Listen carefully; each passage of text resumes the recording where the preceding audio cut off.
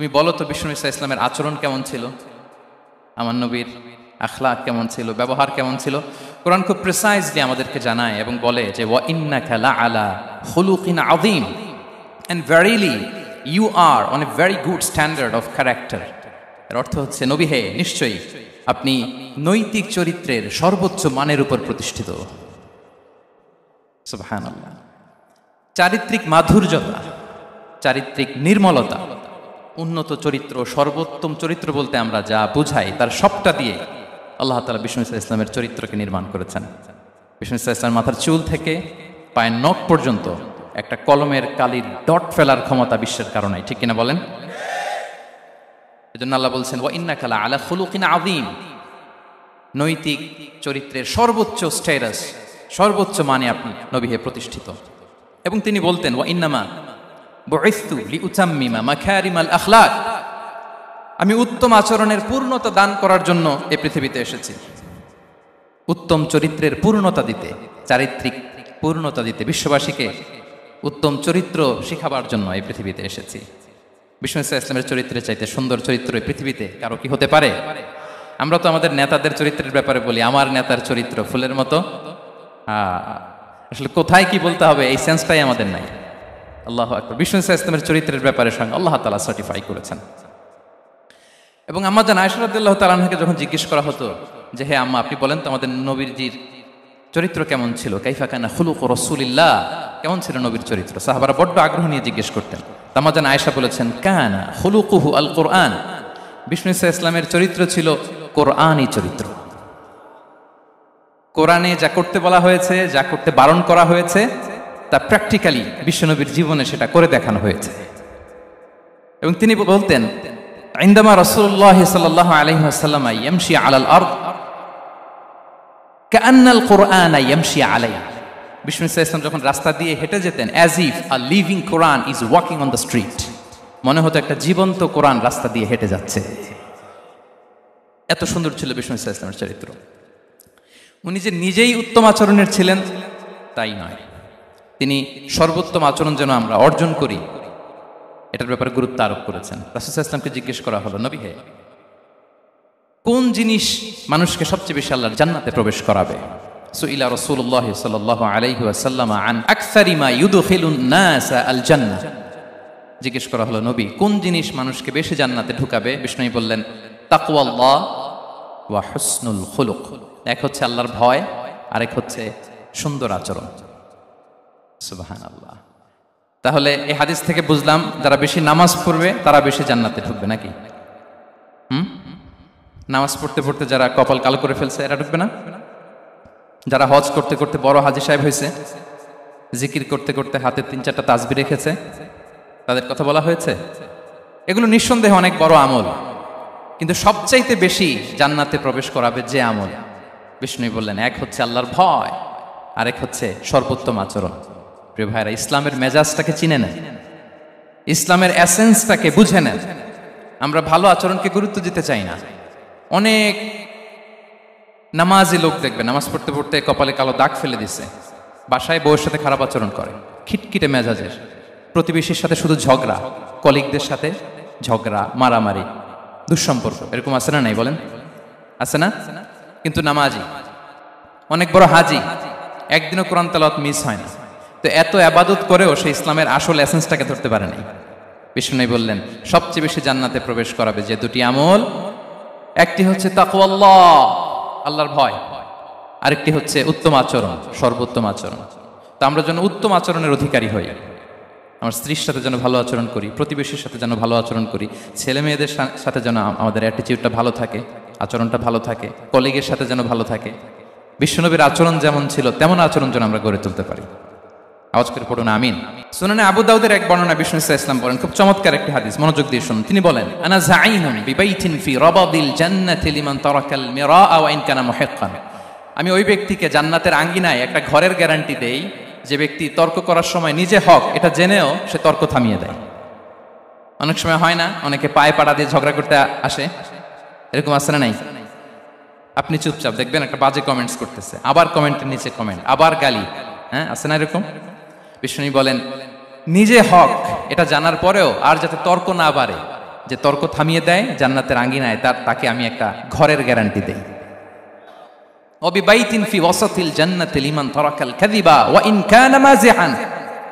আর ওই ব্যক্তিকে আমি জান্নাতের মাঝখানে একটা ঘরের গ্যারান্টি দেই যে ব্যক্তি কৌতুক করার সময়ও মিথ্যা পরিহার করে। করতেছে কৌতুক, ফান করতেছে আর কি, হি ইজ কিডিং, পান করে, কৌতুক করে, কিন্তু কৌতুকের সময়ও সে মিথ্যা বলে না। এই স্বভাব যাদের, তাদেরকে আমি জান্নাতের মাঝ বরাবর একটা ঘরের গ্যারান্টি দেই। এরপর বিষ্ণু কি বলে দেখেন, তিনি বলেন ওয়াবিবাইতিন ফি আ'লাল জান্নাতি লিমান হাসানা খুলুকাহ।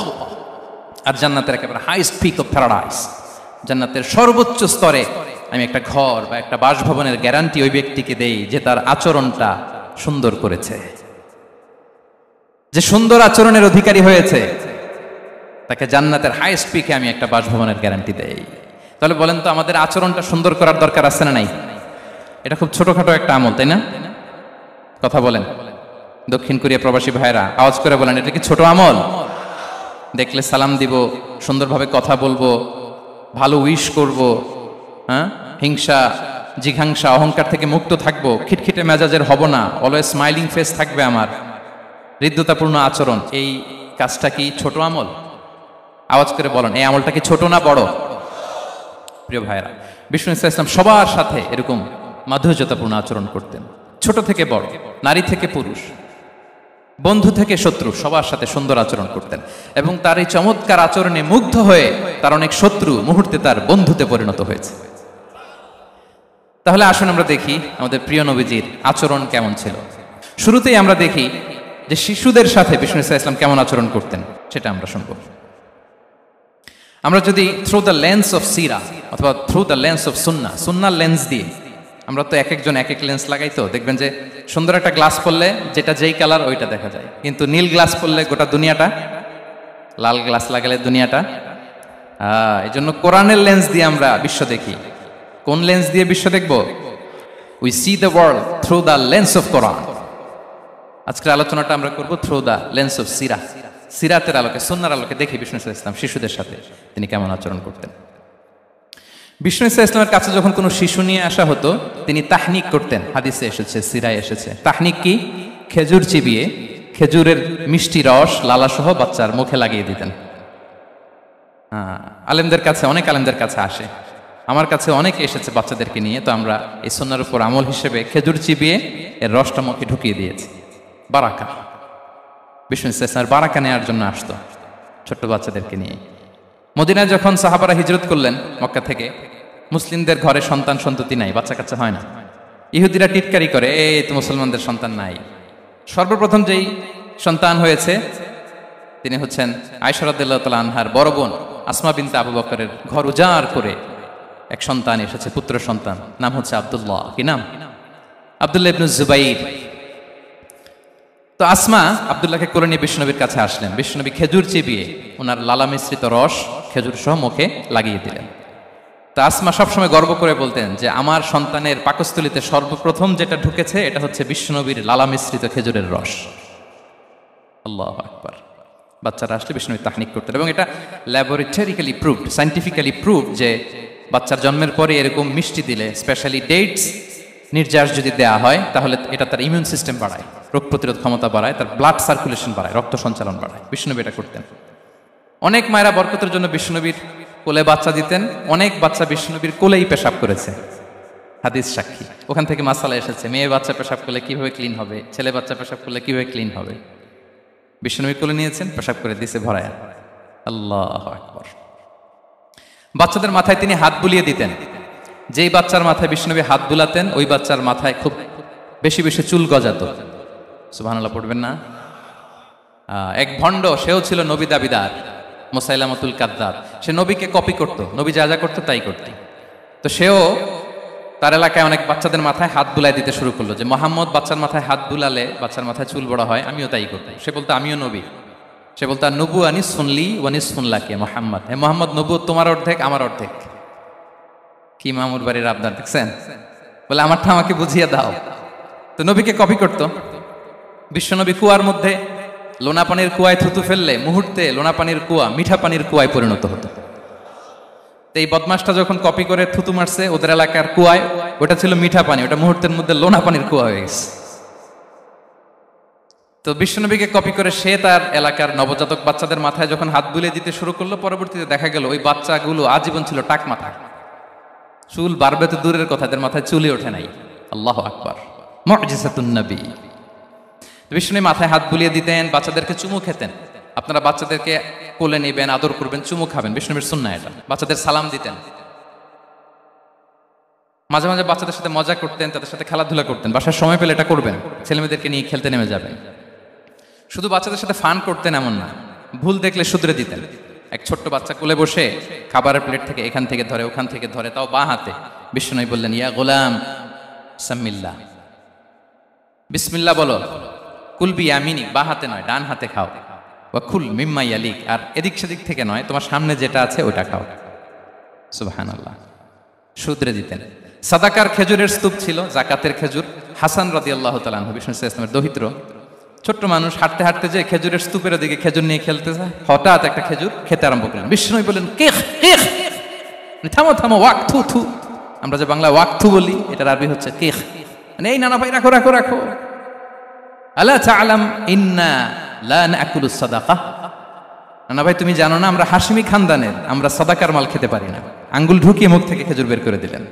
সুবহানাল্লাহ। এভাবে ছোট্ট বাচ্চাদের ভুলগুলো শুধরে দিতেন, কারেকশন করতেন। সুনানে নাসাইতে এসছে, কেন রাসূলুল্লাহ সাল্লাল্লাহু আলাইহি ওয়াসাল্লাম ইয়াজুরুল আনসার, তিনি যখন আনসারীদেরকে ভিজিট করতে যেতেন, ফায়ুসাল্লিমু আলা সিবিয়ানিহি, আনসারী বাচ্চাদেরকে সালাম দিতেন। আপনারা বাচ্চাদের সালাম দেন তো নাকি? নাকি বাচ্চাদের সালামের জন্য বসে থাকেন? অনেকে মনে করে যে আমি মুরব্বী হাজী সাহেব, 80 বছর বয়স, আমি তো শুধু সালাম পাবো, আমি দিব কেন? এরকম একটা ভুল ধারণা আছে না? সালাম শুধু ছোটরা দিবে, ব্যাপারটা কি এমন না? ছোটরা বড়দের দিবে, বড়রা ছোটদের দিবে, সবাই সবাইকে দিবে, ঠিক কিনা বলেন? ইনশাআল্লাহ বলেন সবাই। ওয়ায়ামসাহু বিরুসিহিম, বাচ্চাদের মাথায় হাত বুলিয়ে দিতেন। ওয়াদউ লাহুম, তাদের জন্য দোয়া করতেন। তাহলে বিশ্বনবীর বাচ্চাদের সাথে আচরণ, ডিলিংস, ইন্টারঅ্যাকশন কেমন ছিল বুঝতে পেরেছেন? একবার এক নামাজে ওনার নাতিদেরকে নিয়ে হাজির হলেন, হাসান হুসাইন রাদিয়াল্লাহু আনহুমাকে নিয়ে। তো নামাজের এক সিজদায় বিশ্বনবী এমন লম্বা সময় সিজদায় পড়ে রইলেন, মাথার উঠান না। মুসল্লিরা তো অবাক, সাহাবারা ভাবলেন হায় রে, নবীজি অসুস্থ হয়ে গেলেন নাকি, অথবা ওহী নাজিল হলো নাকি। নামাজ শেষে সাহাবারা জিজ্ঞেস করলেন, ইয়া রাসূলুল্লাহ, আপনি কি অসুস্থ হয়েছেন নাকি ওহী নাজিল হচ্ছিল? এত লম্বা সিজদা দিতে তো কখনো দেখি নাই। বিশ্বনবী বললেন, না না, কুল্লুন যালিকা লাম ইয়াকুন, কোনোটাই না, বরং ওয়ালাকিন নাবনি ইরতাহালানি, আমার নানা ভাই হাসান হুসাইন সিজদারত অবস্থায় আমার পিঠের উপরে উঠে বসেছিল। ফাকারিহতু আন উআজ্জিলাহু হাত্তা ইয়াকদিয়া হাজাতা, আমি উঠে গেলে তাদের ডিস্টার্ব হবে, এজন্য সিজদায় পড়েছিলাম। যতক্ষণ তাদের পিঠে উঠে খেলতে মনে চেয়েছে তারা খেলেছে, তারা নেমেছে, তারপরে সিজদা থেকে মাথা উঁচু করে দাঁড়িয়েছি। সুবহানাল্লাহি ওয়া বিহামদিহি। তো আমরা কাঁধে নিয়ে খেলবো তো দূরের কথা, আমরা অনেকে বাচ্চাদেরকে মসজিদে দেখলেই রেগে যাই, আছে না নাই? অনেক মুরব্বীরা আছে মসজিদে বাচ্চা দেখতে পারে না, দেখবেন হ্যাঁ, খিটখিটে মেজাজের হয়ে যায়, রিয়্যাক্ট করে। আলহামদুলিল্লাহ গত অনেক বছর ধরে বাংলাদেশে এটা নিয়ে আমরা কন্টিনিউয়াসলি বলেছি যে না, শিশুদেরকে আপনারা মসজিদে আসলে ধমক দিবেন না, ভুল করলে, আওয়াজ করলে, চিৎকার করলে তাদেরকে বকা দেওয়া যাবে? বলেন। আজকে যদিও বকা খেয়ে মসজিদ থেকে ফিরে যায়, আর কোনোদিন মসজিদের দিকে পা বাড়াবে? ও যাবে ক্লাবে, হ্যাঁ, ও যাবে গানের কনসার্টে, আর ফেরাতে পারবেন মসজিদে? আর আসবে না। খবরদার, আপনার একটা ধমকের কারণে মসজিদমুখী কোনো শিশু যেন অন্যদিকে না যায়। বুঝাবেন যে আব্বু এটা আমাদের ইবাদত গাহ, পবিত্র জায়গা, এখানে দুষ্টামি করতে হয় না, আওয়াজ করতে হয় না, আল্লাহ তোমাকে অনেক গুনাহ দিবে। গুনার ভয় দেখালে কিন্তু বাচ্চারা আর দুষ্টামি করে না, দেখবেন, ঠিক কিনা বলেন? এই সেন্সটা তাদের আছে, এভাবে বুঝাবেন। মুসনাদে আহমদে একটা হাদিস এসছে, বিষ্ণু ইসলাম ওনার চাচাতো ভাইদেরকে নিয়ে দৌড় প্রতিযোগিতা করাতেন, লাইন ধরে দাঁড় করাতেন, আর বলতেন, মান সাবাকা ইলাইয়া ফালাহু কাদা ওয়া কাদা, সবাই দাঁড়াও, দেখি কে কার আগে আমাকে দৌড়ে ধরতে পারে, যে ধরতে পারবে তাকে পুরস্কার দেব। আল্লাহু আকবার। এবং বিশ্বনবীর এই কথা শুনে সবাই দৌড়ে যে বিশ্বনবীর ঘাড়ের উপর উঠতো, বুকের উপর উঠতো, ঝাঁপিয়ে পড়তো। বিশ্বনবী সবাইকে ধরে আগলে নিতেন, প্রত্যেকের গালে চুমু খেতেন। পড়েন সুবহানাল্লাহ। এই ছিল শিশুদের প্রতি বিষ্ণু ইসলামের আচরণ। তো আমরা এরকম আচরণ করি কিনা? আমাদের আচরণটা আমাদের বাচ্চা, আমাদের আত্মীয় স্বজনের ছোট ছেলে মেয়ে, আমরা কোথাও শিশুদেরকে যদি দেখি, আমরা তাদের সাথে কিভাবে আচরণ করি একটু মিলিয়ে নিন। কার আচরণ কেমন, এরকম করেন কিনা আমি আর জিজ্ঞেস করতে চাইলাম না, জাস্ট আস্ক ইউরসেলফ, নিজেকে জিজ্ঞেস করুন যে আমরা আমাদের বাচ্চাদের সাথে এরকম আচরণ করি কিনা। তাহলে প্রথম পয়েন্টটা ক্লিয়ার। আচ্ছা, শিশুদের পার্ট শেষ, এবার দেখি বয়স্কদের সাথে, অ্যাডাল্টদের সাথে বিষ্ণু ইসলামের আচরণ কেমন ছিল, বড়দের সাথে কেমন আচরণ করতেন আমরা আসুন দেখি। সাহাবারা তো সবচাইতে বেশি বিষ্ণুনবীর সঙ্গ পেয়েছেন, তাই না? তাদের সাথে কেমন আচরণ ছিল? যে আয়াতটি দিয়ে আমি শুরু করেছি, আল্লাহ বলেছেন ফাবিমা রাহমাতিম মিনাল্লাহি লিনতা লাহুম ওয়ালাউ কুনতা ফাযযান গালিযাল কলবি লানফাদ্দু মিন হাওলিক। সাহাবারা বিষ্ণুনবীর এত ভালোবাসা পেয়েছেন, এত সুন্দর আচরণ পেয়েছেন, তারা বিষ্ণুনবীকে সবসময় আগলে রাখতে চাইতেন, ঘিরে থাকতে চাইতেন, তার সঙ্গ ছাড়তে চাইতেন না। পড়েন সুবহানাল্লাহ। বাসায় ভাল লাগে না, বিষ্ণুনবীর কাছে চলে যেতেন। ওয়াইফের সাথে মনোমালিন্য, নবীর দরবারে চলে যেতেন। এমনকি কোন সাহাবীর পেটে যদি ক্ষুধা লাগতো, ঘরে খাবার না থাকতো, তারা বিষ্ণুনবীর কাছে চলে যেতেন। তারা বলতেন নবীর চেহারার দিকে তাকিয়ে থাকলেই আমাদের ক্ষুধা মিটে যেত। আগলে রাখতেন সবসময় বিষ্ণু ইসলামকে। আর সবসময় বিষ্ণু ইসলাম একটা স্মাইলিং ফেস নিয়ে তাদের সাথে কথা বলতেন। মুচকি হাসবেন। বিষ্ণু বলেন তাবাসসুমুকা ফি ওয়াজহি আখিকা সাদাকা, you smile to your brother, it's a charity. তোমার ভাইয়ের দিকে তাকিয়ে তুমি যে মুচকি হাসো, এটা সাদাকা দেওয়ার সওয়াব কামিয়ে ফেলো তুমি। এবং সাহাবারা বলতেন মা রাআইতু আহাদান আকসারা তাবাসসুমান মিন রাসূলিল্লাহ সাল্লাল্লাহু আলাইহি ওয়াসাল্লাম। বিষ্ণুবীর চাইতে বেশি কাউকে আমরা কোনোদিন মুচকি হাসি দিতে দেখিনি। মুচকি হাসেন তো আপনারা? মুচকি হাসবেন। হাসলে যদি সাদাকার সওয়াব হয়, তো আমরা মুখ গোমরা করে রাখবো কেন? দেখবেন যিনি মুচকি হাসে তাকে সবাই পছন্দ করে, আর যিনি গোমরা মুখ থাকে তার দেখতে ভালো লাগে। আমার ভালো লাগে না, আপনাদের লাগে? হাসি কিন্তু সংক্রামক, ইতিবাচক ভাবে সংক্রামক। আপনি হাসলে দেখবেন হেসে হেসে কথা বলে যার সাথে বলতেছেন তারও একটা হাসি। আপনি গোমরা মুখ থাকলে ওই ব্যক্তিও গোমরা মুখ, ঠিক কিনা বলেন? এবং মুচকি হাসলে স্বাস্থ্য ভালো থাকে, মানসিক স্বাস্থ্যের সাথে এটা সম্পর্ক আছে। দেখেন বিষ্ণু ইসলাম কেমন কনসিডারেট ছিলেন। বিশ্বনবী যদি কারোর সাথে মুসাফা করতেন, ভাই একটু হাত মিলান তো, এই যে ওই লোক হাত সরানোর আগে বিশ্বনবী হাত সরাতেন না। যখন উনি হাতটা টান দিতেন তখন নবী হাত টান দিতেন। কারোর সাথে কথা বলার সময় এইভাবে আর চোখে তাকাতেন না, এইভাবে না। কথা বলতে হইলে ঘুরে তার দিকে হয়ে তাকে সম্মান দিয়ে, রেসপেক্ট দিয়ে কথা শুরু করতেন। কেউ কোনো গুরুত্বপূর্ণ কথা কানে কানে বলতে চাইলে তিনি কথা শেষ না হওয়া পর্যন্ত মাথা সরাতেন না। সুবহানাল্লাহ, আসতে বলেন। আল্লাহু আকবার, আল্লাহু আকবার। একটু মিলিয়ে নেই, আসলে কি আমরা পারি এত চমৎকার আচরণ উপহার দিতে? কতটা কনসিডারেট ছিলেন দেখেন। এক বেদুইন, অক্ষর জ্ঞানহীন মানুষ, সভ্যতার ছোঁয়া তার মধ্যে লাগেনি। সে মসজিদে নববীতে ঢুকে একবার মসজিদে নববীর মাঝখানে পেশাব করা শুরু করলেন। কি করা শুরু করলেন? কোথায়? টয়লেটে? কোথায়? ইসলামের সবচাইতে দ্বিতীয় সবচাইতে পবিত্র জায়গা বিশ্বনবীর মসজিদের মাঝখানে। সাহাবারা তাকে মারতে উদ্ধত হলেন। বিষ্ণু বললেন দাও, থামো থামো, এই থামো থামো। কারণ প্রস্রাব করার সময়, টয়লেট করার সময় হুট করে কাউকে ধমক দেওয়া যায় না, ডাকা যায় না, দরজায় বড় নক করা যায় না, করলে তার ক্ষতি হতে পারে, এটা করবেন না। বিষ্ণু বললেন দাও ওয়া হারিকু আলা বাউলিহি সাজলান মিন মা, এই রাখো রাখো, বেচারাকে পেশাব করতে দাও, করতে দাও, করতে দাও, পেশাব করতে দাও। সে পেশাব শেষ করলো। বিষ্ণু বললেন এক বালতি পানি ঢেলে দাও। এই এক বালতি পানি বালুতে মিশে জায়গাটা পরিষ্কার হয়ে যাবে। এরপর বিষ্ণু ইসলাম বললেন ফাইন্নামা বুইসতুম মুয়াসসিরিন ওয়া লাম তুবআসু মুআসসিরিন, তোমরা এত কঠোর হচ্ছ কেন? আল্লাহ তো তোমাদেরকে কঠোর করে পৃথিবীতে পাঠাননি, সহজপন্থী করে আল্লাহ তাআলা আমার এই উম্মতকে পৃথিবীতে পাঠিয়েছে। পড়েন সুবহানাল্লাহ। দেখেন কত চমৎকার আচরণের ছিলেন। এবং পরে লোকটাকে বুঝিয়ে বললেন, সে কালিমা পড়ে মুসলমান হয়ে গিয়েছে। আল্লাহু আকবার। এই ছিল বিষ্ণু ইসলামের ইন্টারাকশন সাহাবাদের সাথে। এবং সাহাবাদের জন্য তিনি দোয়া করতেন প্রাণ ভরে। প্রিয় ভাইরা, দোয়া চাওয়া, দোয়া করা দুটোই সুন্নাহ। প্রাণ ভরে তিনি সাহাবাদের জন্য দোয়া করেছেন। বিষ্ণু ইসলাম একবার ওয়াশরুম সেরে এসে দেখলেন কে যেন অজুর পানি রেখে গিয়েছে। জিজ্ঞেস করলেন কে রেখেছে? বলা হলো আব্দুল্লাহ ইবনে আব্বাস রেখে, ছোট্ট আব্দুল্লাহ। বিষ্ণু ইসলাম খুশি হয়ে গেলেন, হায় রে, সে কিভাবে খেয়াল করলো, আমি এখন ওয়াশরুম থেকে আসলেই তো আমার অজুর পানি লাগবে। খুশি হয়ে একটা দোয়া করলেন তার জন্য। তিনি বললেন আল্লাহুম্মা ফাক্কিহহু ফিদ্দীন ওয়া আল্লিমহু তা'ওয়িল, মানে হে আল্লাহ, আপনি তাকে দ্বীনের জ্ঞান দেন এবং কোরআনের ব্যাখ্যা তার শিক্ষা দেন। বিশ্বনবীর এই দোয়া এমন ভাবে কবুল হয়েছে, এই আব্দুল্লাহ ইবনে আব্বাস যত মুফাসসির পৃথিবীতে আসবে সকল মুফাসসিরদের সম্রাট হিসেবে আল্লাহ তাকে কবুল করেছেন। বিশ্বনবীর দোয়া তারা পেয়েছেন। উম্মে সুলাইম রাদিয়াল্লাহু তাআলা আনহা, আনাস রাদিয়াল্লাহু তাআলা আনহুকে নিয়ে আসলেন। বললেন নবী হে, আপনি এসেছেন, আমরা যে এত খুশি মদিনাবাসী, সবাই দেখে আপনার হাতে কিছু না কিছু হাদিয়া দেয়, আমি কি দিব? কিছু দেয়ার নাই, কিছু দেয়ার নাই। আমি গরিব মানুষ, আমি আমার নাড় ছেঁড়া ধন, কলিজার টুকরা আনাস, আমার শিশু সন্তানটারাই আপনার হাদিয়া দিয়ে দিলাম। খুয়াইদিমুকা আনাস, নবী হে, সে আপনার ছোট্ট খাদেম হবে, আপনার কাজ করে দিবে। উদু আল্লাহ আলাহ, আপনি তার জন্য একটা দোয়া করেন। বিষ্ণু নবী দোয়া করলেন, কি দোয়া করলেন? আল্লাহুম্মা আকসির মালাহু ওয়া ওয়ালাদা, আল্লাহ আনাসের সম্পদও বাড়ায় দাও, ওয়া ওয়ালাদা, তার সন্তানও বাড়ায় দাও। দেখেন এই দোয়ার কি বরকত। এই দোয়ার বরকতে আনাস বলে মদিনাতে যত খেজুর বাগান ছিল সবগুলো খেজুর বাগানে বছরে খেজুর হতো একবার, কিন্তু নবীর দোয়ার বরকতে আমি আনাসের বাগানে খেজুর হতো বছরে 2 বার। আর উনার সর্বসাকুল্যে ছেলে মেয়ে ছিল, কোনো বর্ণনায় 78 জন, কোনো বর্ণনায় 80 জন। আমাদের পুরো বংশে আছে 80 জন, কথা বলেন। আপনার পুরো গোষ্ঠীতে 80 জন আছে? উনার শুধু ছেলে মেয়ে, একজনের ছেলে মেয়ে কয়জন? 80 জন। বিশ্বনবীর দোয়া কি ইন্টারেকশন দেখেন, একজন ট্রু লিডারের কি বৈশিষ্ট্য। তিনি সাহাবীদের ভালো গুণ দেখলে তাদেরকে উৎসাহিত করতেন, ইন্সপায়ার করতেন, প্রশংসা করতেন।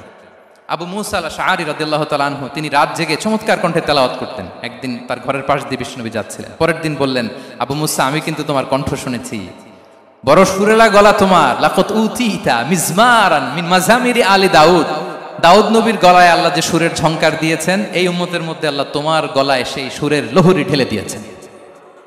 আচ্ছা বলেন, নবী যদি প্রশংসা করে যে তোমার তেলাওয়াতটা খুব সুমধুর হয়েছে, তার কেমন লাগবে বলেন তো? আচ্ছা নবী বাদ দেন, শায়েখ আব্দুর রহমান আস-সুদাইস এসে যদি আপনারে বলে তোমার কণ্ঠটা তো বড় মিষ্টি, কেমন লাগবে আপনার? আর স্বয়ং বিশ্বনবী যদি বলে, সুবহানাল্লাহ পড়বেন না? আল্লাহু আকবার। এইভাবে বিষ্ণু ইসলাম সাহাবাদেরকে উৎসাহিত করতেন। মাঝে মাঝে প্রশ্ন করতেন, তাদের অ্যাটেনশন গ্রো করার জন্য তিনি প্রশ্ন করতেন। একবার বলেন দেখি, কে বলতে পারে ইন্না মিনাশ শাজারি শাজারা লা ইয়াসকুতু ওয়ারাকুহা মাসালুহা মাসালুল মুমিন, একটা গাছ আছে, এই গাছের পাতা ঝরে না, এর দৃষ্টান্ত মুমিনের দৃষ্টান্ত। কে পারো দেখি? কোনো সাহাবী পারে না, কারণ তারা ভাবতেছিল দূরের ওই সিরিয়ার কোনো গাছ হবে, অমুক জায়গার মরুভূমির গাছ হবে, ঘরের পাশে যে খেজুর গাছ ওইটা আর কেউ ভাবে না। ভাবছে প্রশ্ন যেহেতু করছে, এত সহজ উত্তর হইলে তো প্রশ্ন করার কথা ছিল না। তারা এইটা বলে, ওইটা বলে, ক্যাকটাস, গুলমলাতা, ওই গাছ। নবী বলে না, ইন্নাহা আন-নাখলা, এটা খেজুর গাছ। কি গাছ? তো আব্দুল্লাহ ইবনে ওমর তখন খুব ছোট, তিনি মনে মনে ধরে ফেলছিলেন, কিন্তু ভয়ে বলে না। তো বাসায় যে ওমর রাদিয়াল্লাহুকে বলে, আব্বা আপনারা কেউ পারেন না, আমি তো জানতাম এটা খেজুর গাছ, তো বললা না যে? আব্দুল্লাহ বলে, আপনি পারেন না, অন্যান্য সাহাবারা বাচ্চা ছাড়া কেউ পারে না, আমি কেমনে কই? ওমর রাদিয়াল্লাহু বললেন, আজকে যদি তুমি বলতে পারতে, লাল উট পেলে আরবরা যে যত খুশি হয়, আমি তার চেয়েও বেশি খুশি হয়ে যেতাম। নবীর সামনে আমার বুকটা এত বড় হয়ে যেত। আল্লাহু আকবার। দেখেন, প্রশ্ন ছুড়ে দিয়ে মনোযোগ আকর্ষণ করতেন সাহাবাদের। রসিকতা করতেন মাঝে মাঝে, রসিকতা। এক সাহাবী বলেন, ইয়া রাসূলুল্লাহ, আমার চলতে বড্ড কষ্ট হয়, আপনি যদি দয়া করে আমাকে একটা উট দিতেন, তাহলে আমি রাইড নিতাম এটার উপরে, এটা দিয়ে চলতাম, সফরের কষ্ট কমে যেত। বিষ্ণু বলেন, যাও, ঠিক আছে, তোমাকে একটা উটের বাচ্চা দিব। কি দিব? সাহাবী বলেন, ইয়া রাসূলুল্লাহ, আমি চাইলাম কি আর আপনি বললেন কি? আমার তো লাগবে এমন উট যেটা দিয়ে মরুভূমিতে চলা যায়। বিষ্ণু বলেন, ওই উটটাও তো অন্য কোনো না কোনো উটের বাচ্চা। সুবহানাল্লাহ পড়বেন না? ছোট্ট কথা, দেখেন কি রসিকতা, কি সেন্স অফ হিউমার। সুবহানাল্লাহ। সাহাবীদের সাথে এক কাতারে মিশে কাজ করতেন, নিজ হাতে সাহাবীদের সাথে মিশে কি করেছেন? মসজিদে নববী নির্মাণ করেছেন। 5ম হিজরিতে নিজে মরুভূমির বালু খনন করে পেটে পাথর বেঁধে পরীক্ষা খনন করেছেন সাহাবীদের সাথে। True leader. শুধু তাই নয়, সাহাবারা ভালো পরামর্শ দিলে সেটা অ্যাকসেপ্ট করতেন। আমাদের মধ্যে অনেকের একটা ইগোইস্টিক ঝামেলা আছে, বাড়ির কাজের মেয়ে বলছে, কাজের ছেলে বলছে, এই আমার স্টাফ বলছে, এটা আমি কেন শুনবো? এরকম একটা মেন্টালিটি অনেকের আছে না নাই? অনেক সময় তাদের মধ্য থেকেও ভালো পরামর্শ আসতে পারে না? বলেন পারে কি না? বিশ্বনবী দেখতেন, কেউ ভালো পরামর্শ দিলে সেটা পিক করতেন, নিয়ে নিতেন। বদরের যুদ্ধে মুসলিম সৈন্যরা কোথায় ক্যাম্প করবে, বিশ্বনবী হঠাৎ একটা জায়গায় ক্যাম্প স্থাপনের নির্দেশনা দিলেন। হাব্বাব ইবনুল মুনজির রাদিয়াল্লাহু তাআলা আনহু, তিনি বললেন, ইয়া রাসূলুল্লাহ, অনুমতি দিলে একটা কথা বলবো। কি কথা? এই যে আপনি ক্যাম্প স্থাপন করলেন এখানে, এটা কি আল্লাহর আদেশে না আপনার ইচ্ছায়? নবী বললেন, আমার ইচ্ছা, এটা আল্লাহর আদেশ নয়। তাহলে ঠিক হয় নাই, লোকেশন সিলেকশন ঠিক হয় নাই। তাহলে কোথায়? হাব্বাব বললেন, ইয়া রাসূলুল্লাহ, ওই যে কূপ দেখা যায় ওখানে, দ্যাটস আওয়ার লোকেশন, ওখানে করলে ভালো হবে। কেন? বলতেছে, আমরা ওখানে ব্যারিকেড দিয়ে রাখবো, পানি আমাদের কন্ট্রোলে থাকবে, কুরাইশরা পানির অভাবে যুদ্ধ ছাড়াই মরবে, আমরা পানি খেয়ে যুদ্ধ করবো। সুবহানাল্লাহ বলেন। বিশ্বনবী সাথে সাথে হাব্বাবের কথা মেনে নিলেন, বলে যে না, আমি যে ডিসিশন দিয়েছি সৈন্যদের মধ্যে আবার ছড়িয়ে দাও, we should change our location. আল্লাহু আকবার। তাহলে সাহাবাদের সাথে ইন্টারেকশন কি ফ্র্যাঙ্কলি, কি ওপেন মাইন্ডেড। সুবহানাল্লাহ বিহামদি। তাহলে শিশুদের সাথে গেল, বড়দের সাথে, সাহাবাদের সাথেও গেল। আল্লাহ। আচ্ছা, 3 নম্বরে স্টাফের সাথে, কর্মচারীর সাথে, সেবকের সাথে বিষ্ণু ইসলাম কি আচরণ করেছেন। বিষ্ণু ইসলামের অনেক খাদেম ছিল, সিরাতে এসেছে। সবার কথা তো বলা যাবে না, একজনের কথা বলি, আনাস রাদিয়াল্লাহু তাআলা আনহুর কথা। আনাস লক্ষ্মীপুরে, আমি এক জায়গায় ওনার কোনো একটা ওয়াজ করতে যেয়ে আমি বললাম আনাস নামটা কেমন লাগে, কারণ অনেকে বাচ্চা নিয়ে এসে বলে হুজুর নাম রেখে দেন। তাই আমি বললাম আজকে এখানে নাম দিয়ে দেই আনাস, এই বছর এই লক্ষ্মীপুরে যত বাচ্চা হবে যাদের মনে চায় আনাস রেখে দিয়েন। 3-4 বছর পরে শুনি আনাস দিয়ে লক্ষ্মীপুর ভরে গেছে। অনেকে আমাকে জানাইছে ছেলের নাম কি আনাস, তো বলে যে ওই যে হুজুর আপনি 19 সালে আমাদের লক্ষ্মীপুরে এসে বলছিলেন, ওই কথা থেকে আমরা পেটে ছিল বাচ্চা, আমরা নিয়ত করে ফেলছি আনাস রাখবো। আনাস নামটা অনেক সুন্দর না? সাহাবাদের নামগুলো চুজ করে করে ছেলেদের নাম রাখবেন। উনি ছিলেন বিষ্ণু ইসলামের খাদেম। কোনোদিন তিনি কোনো ওনার স্টাফকে, সেবককে, খাদেমকে মারধর করেন নাই কোনোদিন। আমরা তো পান থেকে চুন খসলে আল্লাহ, বাংলাদেশে ওই যে লোহার খুন্তি গরম করে কাজের মেয়ের পিঠে শাঁকা দেয়া হয়, এরকম আছে না নাই? ডাকাত বলেন, মানবাধিকার কর্মী, আবার নারী আন্দোলনের বড় নেত্রী, কিন্তু ঘরের ভেতরে দেখা যায় তার আসল চরিত্র। কারো আসল চরিত্র যদি জানতে চান কয়েকটা জায়গায় নক করলে জানা যায়। এক হচ্ছে তার বউ, তার ব্যাপারে কি বলে, তার স্ত্রী। এরপর তার ড্রাইভার কি বলে, তার ঘরের কাজের মহিলাটা কি বলে। এদের কাছে নক করলেই আপনি বড় সাহেবের আসল তথ্য পেয়ে যাবেন। কথা বুঝতে পেরেছেন? আনাস রাদিয়াল্লাহু তাআলা আনহু বলেন, খাদিমতুন নাবিয়্যা 10 সিনিন ফামা ক্বালা লি উফ ফামা ক্বালা লি লিমা সানা'তা ওয়ালা লিমা লা সানা'তা। আমি 1 বছর 2 বছর নয়, 10 বছর বিশ্বনবীর খাদেম ছিলাম। আওয়াজ করে বলেন তো কয় বছর? একদিনের জন্য আমার কোনো কাজে বিরক্ত হয়, ইস, আরে বিরক্ত হয়, আমরা এগুলো বলি না? একদিনের জন্য বলেন, একদিন, একটি মুহূর্তের জন্য। এই 10 বছরে একটিবারও প্যারা নবীজি বলেন নাই আনাস এটা কেন করলে। একবারের জন্য বলে নাই আনাস এটা করলে না কেন, একবারের জন্য তিনি বলেন। আনাস রাদিয়াল্লাহু তাআলা আনহু বলেন, একদিন একটা কাজে সম্ভবত জুব্বা আনতে আমাকে বিষ্ণু পাঠিয়েছিলেন। আমি ছোট মানুষ, জুব্বা আনতে যে ভুলে আমি মদিনার বাচ্চাদের খেলা দেখতে আরম্ভ করলাম। বাচ্চারা রাস্তায় খেলাধুলা করে না, বিষ্ণুনবী যেটা আনতে পাঠিয়েছে ওইটা না এনে ভুলে, ছোট মানুষ তো, সেও দাঁড়িয়ে দাঁড়িয়ে মদিনার ছেলেমেয়েদের খেলা দেখতেছে। এখন সময়ের পর সময় যায়, ঘন্টার পর ঘন্টা যায়, আনাস তো আর আসে না জুব্বা নিয়ে। বিষ্ণুনবী ভাবলেন হায় রে, আনাস মনে ভুলে গেছে, যাই নিজের কাজ নিজেই করে নিয়ে আসি। বিষ্ণুনবী বেরোলেন, বেরোই দেখে ওই তো আনাস, আমার আনাস বাচ্চাদের সাথে খেলা দেখতেছে। আমরা হইলে কি করতাম? আমরা হইলে কি মাইর, ওই যে ডাইরেক্ট মাইর। আল্লাহ, আজকে তোর একদিন কি আমার একদিন না। বিষ্ণুনবী গেলেন, তিনিও বাচ্চাদের সাথে খেলা দেখতে শুরু করলেন, কিছুই বললেন না, শুধু আলতো হাতে আনাসের পিঠে হাত রাখলেন, ঘাড়ে আলতো হাতে। বিষ্ণুনবীর হাতটা রেশমের চেয়েও সফট ছিল। হাত রাখলেন, হাত রাখাতে আনাস রাদিয়াল্লাহু তাআলা আনহু ফানাযারতু ইলাই, তিনি বললেন আমি পিছনের দিকে তাকালাম, বিষ্ণুনবীর দিকে আমি তাকালাম। হঠাৎ করে দেখলাম যে বিষ্ণুনবী। তাকানোর পর পর আমি ভয় পেয়ে গেলাম, কিন্তু বিষ্ণু ইসলাম ধমকও দেয় নাই, কিরা আনাস তুই এখানে, এটাও বলে নাই। তাকালাম, ওয়া হুয়া ইয়াদহাক, তিনি একটা মুচকি হাসি দিলেন। বললেন আনাস তোমাকে না কাজে পাঠিয়েছিলাম, এখানে কেন? আনাস বলে ইয়া রাসূলুল্লাহ ক্ষমা করে দেন, আমি যাচ্ছি। আনাস বলে বিশ্বনবীর সেদিনের মুচকি হাসির শাসন মরার আগের দিন পর্যন্ত আমার এই সোজা রাস্তায় রেখেছে। ভাইরা আমার, শাসন করতে জানলে পিট্টি দেয়া লাগে না, ধমক দেয়া লাগে না, মার দেয়া লাগে না। শাসন করতে জানলে একটা মুচকি হাসি দিয়ে শাসন করা যায়। এবার জানবো স্ত্রীর সাথে আচরণ। স্ত্রী যার সাথে আমার সম্পর্ক খুবই গভীর, খুবই মজবুত, তার সাথে কেমন আচরণ ছিল। সিরাতে অনেক কথা এসেছে, আমাদের সময় নেই, সংক্ষেপে বলি। স্ত্রীদের তিনি আগে সালাম দিতেন, মসজিদ থেকে ঘরে পৌঁছে দিতেন, ঘরের কাজে সহযোগিতা করতেন, ওঠে ওঠার সময় হেল্প করতেন, মাঝে মাঝে স্ত্রীদের পরামর্শও নিতেন। আপনারা এগুলো করেন তো? করেন? এই যে আওয়াজ নাই, পেছনে কিন্তু ভাবিরা বসে আছে সবাই, উল্টা পাল্টা বললে এখানে উইটনেস আছে, খবর আছে আজকে। এগুলো করেন? করেন? হ্যাঁ, করতে হবে, করতে হবে।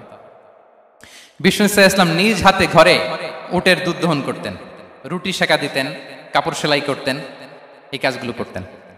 এবং আম্মা জান আয়েশা রাদিয়াল্লাহু তাআলা আনহাকে এত ভালোবাসতেন, তিনি বলেন আমি গোশত খেয়ে ওইটার হাড্ডিটা রেখে দিলে বিশ্বনবী আমার খাওয়া হাড্ডিটা নিয়ে আবার চষতে শুরু করতেন। আমি গ্লাসের যেখান দিয়ে পানি খেতাম, পেয়ালার খুঁজে খুঁজে বিশ্বনবী ওই জায়গায় ঠোঁট লাগিয়ে পানি খেতেন। মাইমুনা রাদিয়াল্লাহু তাআলা আনহা বলেন যে আমি আর বিশ্বনবী এক বালতি থেকে মগ দিয়ে পানি নিয়ে দুজনে গোসল করেছি। আল্লাহু আকবার, কি চমৎকার আচরণ। এবং স্ত্রীদের নিয়ে তিনি সফর করতে বেরোতেন। একবার রাত্রিবেলা বিষ্ণু ইসলাম এবং আম্মা জান আয়েশা রাদিয়াল্লাহু তাআলা আনহা, বিষ্ণু বলেন চলো তো আমরা একটু দৌড় দেই, এক্সারসাইজ হয়ে যাবে। দুইজনে দৌড় দিলেন। তখন আম্মা জান আয়েশা রাদিয়াল্লাহু তাআলা আনহা একটু স্লিম ছিলেন, তো দৌড়ে বিশ্বনবী পিছে পড়ে গেলেন, আম্মা জান আয়েশা ফার্স্ট হয়ে গেলেন, আগে চলে গেলেন। বড্ড খুশি, উনি বিশ্বনবীকে হারিয়েছেন। আবার অনেক বছর পরে, তখন সময়ের ব্যবধানে আম্মা জান আয়েশা একটু হেলদি হয়ে গিয়েছেন, আগের মতো আর চিকন নেই। আবার বিশ্বনবী কোনো এক রাতে বললেন, আয়েশা চলো আজকেও একটু এক্সারসাইজ করি, দৌড় দিই। দুজন মিলে দৌড় দিলেন। আজকে বিশ্বনবী আর আম্মা জান আয়েশাকে চান্স দেন নাই, তিনি জোরে দৌড়ে আম্মা জান আয়েশাকে রানার আপ করে দিলেন, উনি ফার্স্ট হয়ে গেলেন। এরপর কি বললেন জানেন? সুনান আবু দাউদের হাদিস, তিনি বললেন ইয়া আয়েশা হাদিহি বিতিলকা সাবকা। দেখেন বিশ্বনবী মনে রাখছেন, নোটে রাখছেন। বিষ্ণু বললেন আয়েশা, ওই যে এত বছর আগে কোন এক রাতে মরুভূমিতে দৌড়ে আমাকে হারাইছিলা, আজকে ওইটার বদলা নিয়ে নিলাম। তিলকা সাবকা, ওইটার বিনিময়ে এটা। ওই দিন তুমি জিতছিলা, আজকে তোমার উপর আমি জিতে গেলাম। কি হৃদ্যতা ছিল, কি সম্পর্ক ছিল স্ত্রীর সাথে। তাই বলে মনে করবেন না যে কোনো মনোমালিন্য হতো না, হতো। মানবিক যে ব্যাপারগুলো, মাঝে মাঝে একটু ছোটখাটো মিষ্টি ঝগড়া, একটু মনোমালিন্য, এটাও হতো। এবং বিশ্বনবী এটাও টের পেতেন। তিনি বলতেন আয়েশা, ইন্নী লা আ'লামু ইযা কুনতি আলাইয়া গাদবা ওয়া ইযা কুনতি আলাইয়া রাদিয়া। আয়েশা, কখন তুমি আমার উপর রেগে থাকো আর কখন খুশি থাকো, সবটাই কিন্তু আমি টের পাই। আম্মা জান আয়েশা অবাক হলেন, কি করে টের পান? বিশ্বনবী বলেন, যখন তুমি আমার উপর খুশি থাকো তখন দোয়ার সময় বলো লা ওয়া রাব্বি মুহাম্মদ, তুমি বলো হে মুহাম্মদের রব আল্লাহ, মদিনার উপর রহম করেন, আমাদেরকে ক্ষমা করেন। হে মুহাম্মদের রব, আমাদের ক্ষমা করেন, এইভাবে দোয়া করো। আর যখন তুমি রেগে থাকো তখন আমার নামটা মুখ দিয়ে নিতে চাও না, তখন তুমি দোয়াতে বলো লা ওয়া রাব্বি ইব্রাহিম, হে ইব্রাহিমের আল্লাহ, হে ইব্রাহিম নবীর খোদা, আমাদের মাফ করো। তখন তুমি আমার নাম নাও না, কৌশলে আমার নামটা বাদ দাও।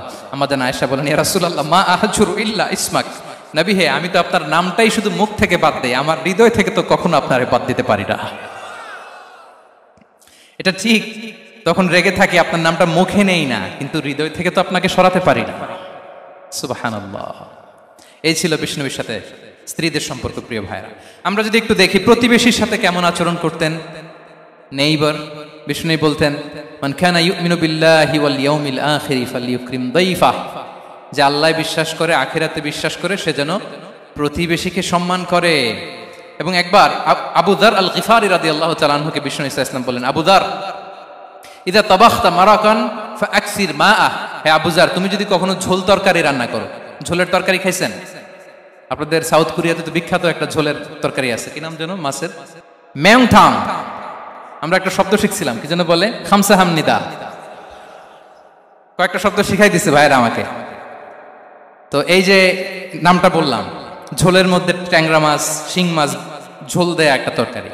তো আবু যার গিফারিকে বিষ্ণু ইসলাম বলেন ইদা তাবাখতা মারাকান ফাকসির মা। হে আবু যার, কখনো যদি ঝোলের তরকারি রান্না করো, একটু বেশি করে পানি দিও, যাতে করে তোমাদের পাশাপাশি তোমার প্রতিবেশীর সাথে একটু ঝোল শেয়ার করতে পারো। প্রতিবেশীকে এত গুরুত্ব দিতেন। তিনি বলতেন লাইসাল মুমিন আল্লাযী ইয়াশবা ওয়া জারুহু জাইউন ইলা জামবিহি। সে মুমিন নয় যে পেট পুরে খায় আর তার প্রতিবেশী না খেয়ে রাত যাপন করে, সে মুমিন নয়। দেখেন প্রতিবেশীকে কত গুরুত্ব তিনি দিয়েছেন। বিশ্বনবীর এক ইহুদি প্রতিবেশী ছিল। কোন ধর্মের?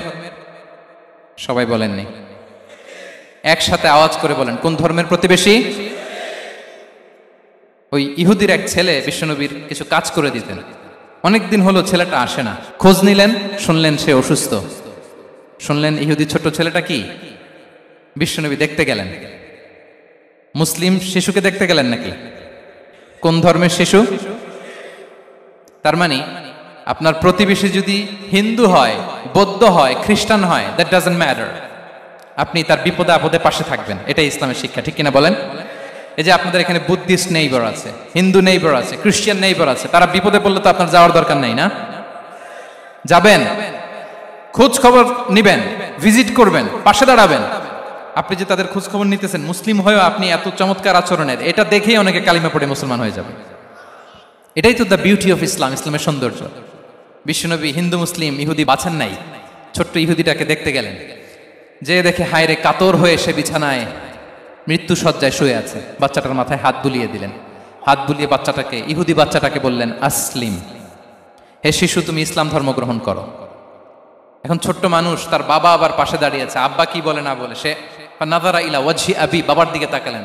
তা বাবা বলে আতি আবুল কাসিম, মানে বিষ্ণু ইসলামের কুনিয়াত, বড় ছেলে ছিল কাসেম, তাকে বলা হতো আবুল কাসেম। ইহুদি বাবা বলল, মোহাম্মদ যা বলে তাই করো। সাথে সাথে সে পড়ল আশহাদু আল্লাহ ইলাহা ইল্লাল্লাহ ওয়া আশহাদু আন্না মুহাম্মাদুর রাসূলুল্লাহ। বিশ্বনবী বেরোয়ার সময় বললেন, আলহামদুলিল্লাহিল্লাযী আনকাযাহু মিনান নার, প্রশংসা সে আল্লাহ যে একটু আগে জাহান্নামী হওয়ার কথা ছিল, মুহূর্তে কালেমার মধ্য দিয়ে তাকে জান্নাতি বানিয়ে দিলেন। দেখেন প্রতিবেশীর সাথে কি আচরণ। ইহুদি প্রতিবেশীর পাশে দাঁড়িয়েছেন, অসুস্থ, ভিজিট করেছেন। আমরা যেন আমাদের প্রতিবেশীর খোঁজ রাখি। অভুক্ত প্রতিবেশী রেখে আপনি পেট পুরে খেয়ে তাহাজ্জুদ পড়লে ওই তাহাজ্জুদ আল্লাহর দরবারে যাবে না। খবরদার, খবরদার, আমরা যেন প্রতিবেশীর সাথে সুসম্পর্ক রাখি। এবার যুদ্ধবন্দীদের সাথে বিষ্ণু ইসলাম কেমন আচরণ করেছেন। যুদ্ধবন্দী, পিওডব্লিউ, প্রিজনার অফ ওয়ার, যুদ্ধবন্দী পর্যন্ত যুদ্ধ হয়েছে, প্রতিপক্ষ হেরেছে, আমরা জিতেছি, তাদেরকে বন্দী হিসেবে আমরা পেয়েছি, তাদের সাথে ইসলাম কি আচরণ করতে বলে। আমরা তো অনেক যুদ্ধবন্দীদের ইতিহাস জানি পৃথিবীতে। আবু গারিব কারাগারের কথা শুনেছি আমরা ইরাকে, ঠিক কিনা? হ্যাঁ, পশ্চিমারা কি নির্যাতন করেছে।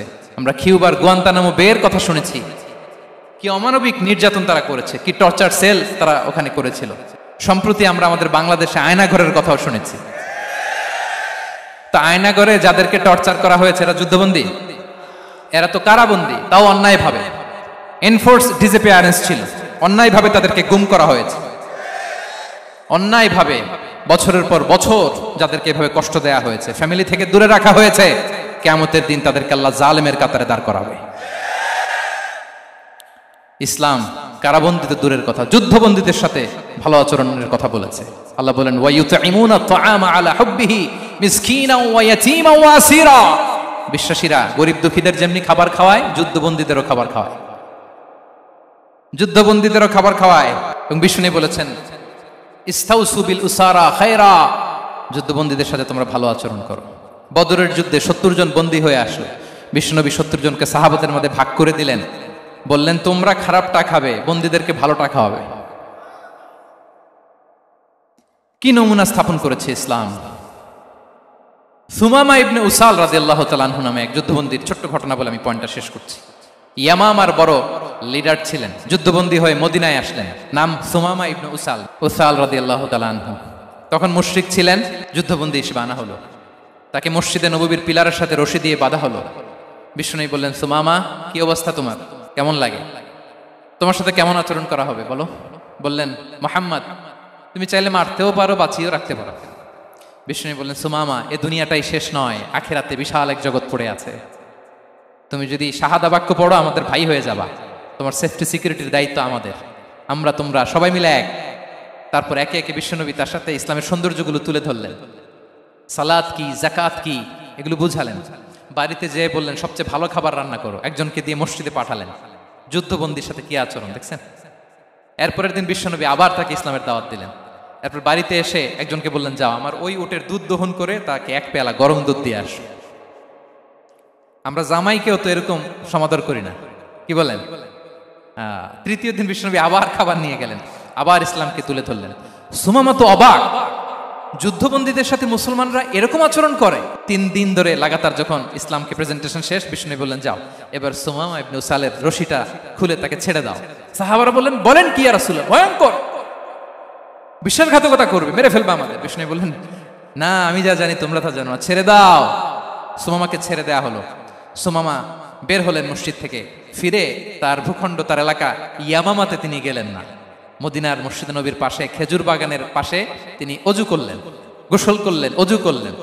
এরপর ফিরে এসে বিশ্বনবীর সামনে দাঁড়িয়ে বললেন, আশহাদু আল্লাহ ইলাহা ইল্লাল্লাহ ওয়া আশহাদু আন্না মুহাম্মাদান আবদুহু ওয়া রাসূলুহু। আমি সাক্ষ্য দিচ্ছি আল্লাহ ছাড়া কোনো ইলাহ নেই, আপনি আল্লাহর প্রেরিত রাসূল। হে মুহাম্মদ, আপনার চাইতে নিকৃষ্ট মানুষ আমার কাছে কেউ ছিল না, কিন্তু এখন থেকে আপনার চাইতে কোনো প্রিয় মানুষ আমার জীবনে নেই। ইসলামের চাইতে নিকৃষ্ট কোনো ধর্ম আমার জানা ছিল না, আজ থেকে ইসলামের চাইতে প্রিয় ধর্ম আমার কাছে নেই। মদিনার চেয়ে নিকৃষ্ট কোনো শহর আমার কাছে ছিল না, সবচেয়ে অপছন্দের শহর। আজ থেকে মদিনার চেয়ে প্রিয় শহর আমার কাছে নেই। দিস ইজ ইসলাম। বিশ্বনবী বললেন, হে নবী, আপনি আমাকে উমরার অনুমতি দিন। তিনি উমরা করতে গেলেন। বিশ্বনবী তাকে তালবিয়া শিখিয়ে দিলেন। এই প্রথম কেউ মুসলিম সুমামা ইবনে উসাল, উনিই প্রথম মুসলিমদের মধ্যে উমরা করেছেন তালবিয়া পড়তে পড়তে, লাব্বাইক আল্লাহুম্মা লাব্বাইক পড়তে পড়তে।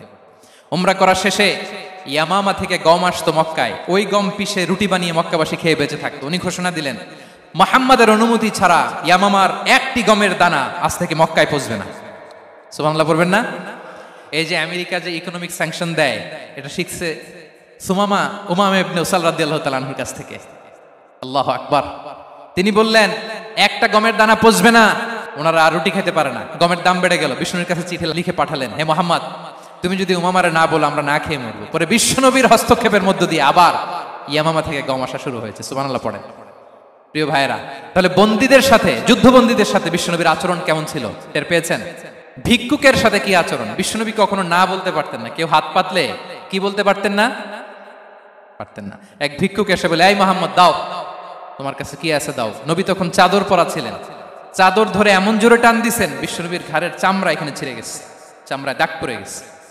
বিশ্বনবী তার দিকে তাকিয়ে, ওই যে মুচকি হাসির ম্যাজিক, আবার মুচকি হাসি দিয়ে বললেন, যাও তাকে কিছু দিয়ে দাও। সুবহানাল্লাহ পড়বেন না?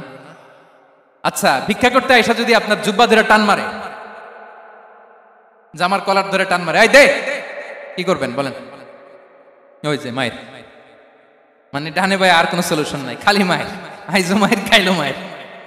দেখেন, ভিক্ষা করতে এসে জামা ধরে টান দিয়ে ঘাড়ের চামড়ায় এখানে দাগ ফেলে দিয়েছে, কিন্তু বিশ্বনবী হাসি দিয়ে সলিউশন করলেন। সুবহানাল্লাহ পড়েন। শত্রুদের সাথে তিনি কেমন আচরণ করেছেন? আল্লাহ আল্লাহ আল্লাহ আল্লাহ। তায়েফের ময়দানে রক্তাক্ত হয়েছে, রক্তাক্ত। পাহাড় রক্ষী ফেরেশতারা বলে, নবী আপনাকে রক্তাক্ত করেছে? তায়েফে কেন গেছিলেন বিশ্বনবী? জমির বায়না করতে না? তায়েফে জমি কিনতে গেছিল না? তায়েফবাসীকে জাহান্নামের আগুন থেকে বাঁচাতে রক্তাক্ত করা হয়েছে। পাহাড় রক্ষী ফেরেশতারা বললেন, নবী একটা আদেশ দেন, দুই দিক থেকে চাপা মেরে পুরো তায়েফবাসীকে মাটির সাথে মিশিয়ে ফেলবে, মাটির সাথে মিশে যাবে। বিশ্বনবী বললেন, না না, তারা হয়তো ঈমান আনে নাই, তাদের ভবিষ্যৎ প্রজন্মের কেউ না কেউ লা ইলাহা পড়বে, কেউ না কেউ লা ইলাহা জপবে। তাই হয়েছে। তায়েফে যদি যান, আল্লাহু আকবার, মসজিদ আর মসজিদ, শান্তি আর শান্তি। আল্লাহু আকবার। উহুদের ময়দানে দাঁত শহীদ হয়েছে, রক্তাক্ত হয়েছে, হেলমেট